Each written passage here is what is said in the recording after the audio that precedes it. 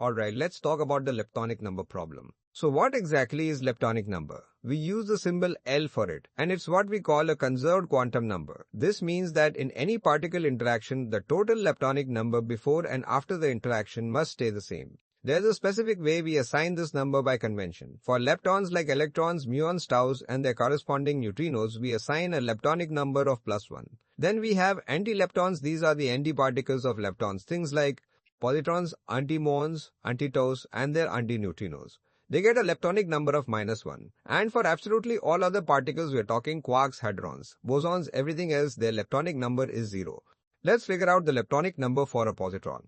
The positron, often written as E+, is actually the antiparticle of an electron. We know that an electron is a lepton, and according to our convention, leptons have a leptonic number of +1. Since a positron is the antiparticle of a lepton, that makes it an antilepton. Following our rules, the leptonic number for a positron, or L of E+, is equal to -1.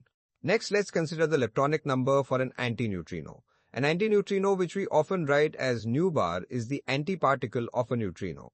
We know that a neutrino itself is a lepton, and leptons have a leptonic number of +1.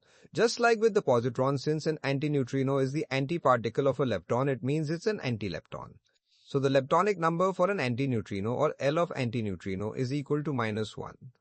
To wrap up, both the positron and the antineutrino fall into the category of antileptons. The leptonic number for a positron is -1, and the leptonic number for an antineutrino is also -1. So the leptonic number for both the positron and the antineutrino is indeed -1. The final answer here is -1.